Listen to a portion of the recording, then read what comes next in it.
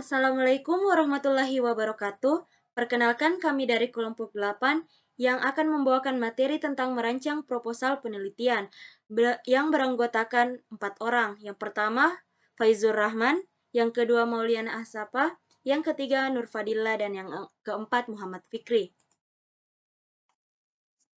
Materi yang pertama yaitu pengertian.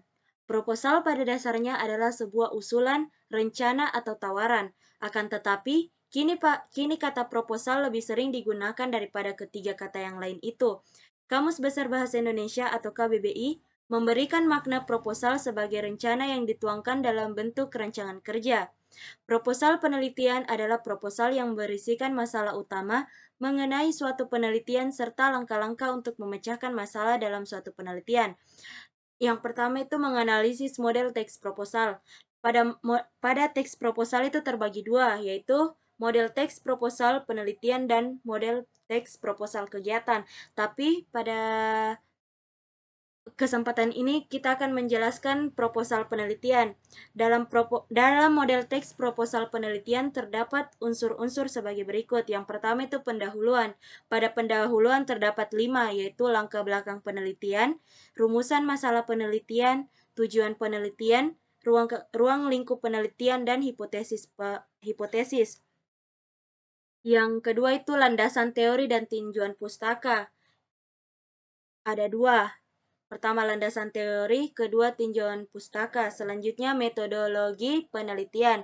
Terdapat 3, yaitu waktu dan lokasi penelitian. Yang kedua, sumber data penelitian. Yang ketiga, alur penelitian, dan yang keempat itu ada daftar pustaka. Materi selanjutnya akan dibawakan oleh Faizur Rahman. Baik, terima kasih atas kesempatan yang diberikan. Baik, saya akan melanjutkan yang telah dibawakan sebelumnya oleh Mauliana Asafa. Yang kedua, menganalisis hubungan genre pada setiap tahapan proposal.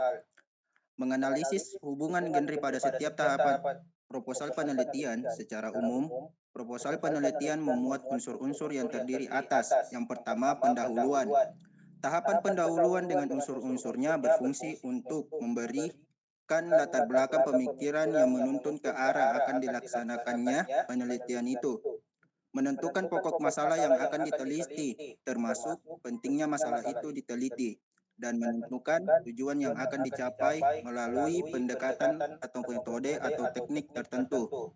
Di sini ada 3 poin. Yang pertama, latar belakang penelitian. Unsur latar belakang penelitian dikatakan sebagai logika pemikiran yang menuntun ke arah yang akan dilaksanakannya penelitian itu.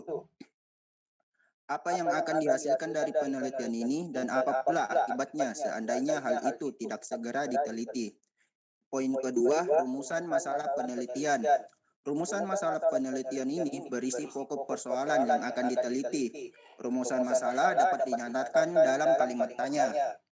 Selanjutnya, poin ketiga, tujuan penelitian. Tujuan penelitian merupakan keinginan peneliti untuk memperoleh jawaban atas permasalahan penelitian yang diajukan. Oleh sebab itu, tujuan penelitian harus relevan dan konsisten dengan identifikasi masalah, rumusan masalah, dan proses penelitiannya.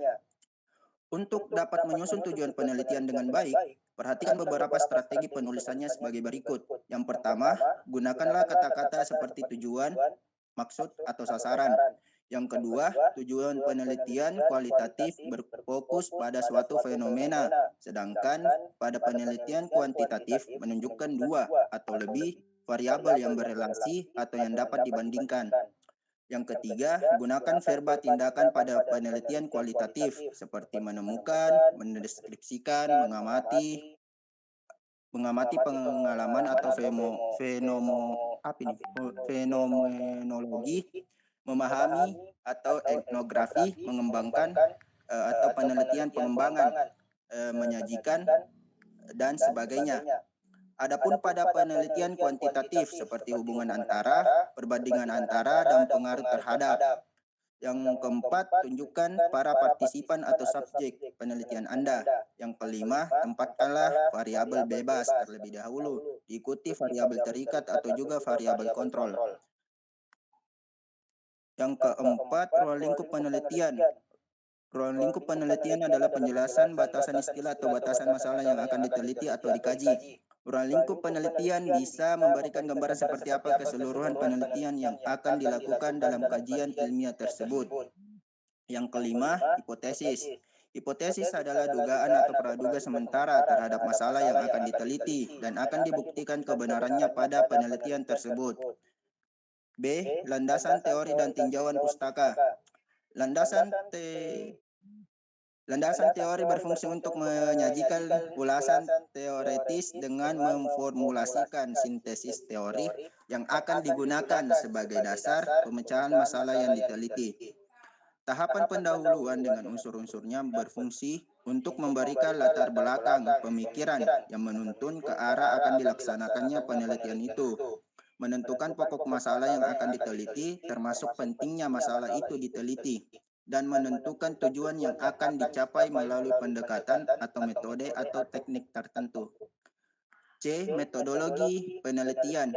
Tahapan metodologi penelitian meliputi 3 poin. Yang pertama, waktu dan lokasi penelitian. Yang kedua, sumber data penelitian. Dan yang ketiga, alur penelitian. Dan yang terakhir, D. Daftar pustaka. Meskipun tidak dimasukkan ke dalam tahapan pada struktur teks proposal penelitian, daftar pustaka merupakan kelengkapan yang sangat penting. Model penulisan daftar pustaka yang diikuti secara internasional pada umumnya adalah sistem APA atau American Psychological Association atau sistem Harvard.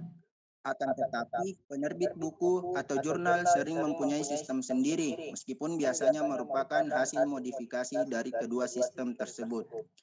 Nah, selanjutnya akan dibacakan oleh Nur Fadillah.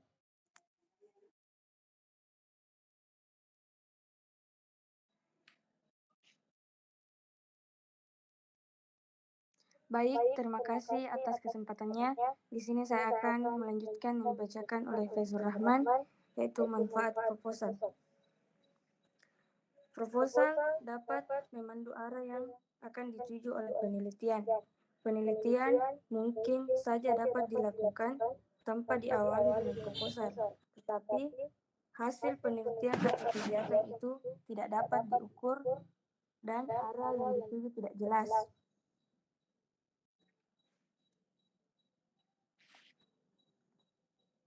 Berikut ini adalah contoh dari teks proposal penelitian.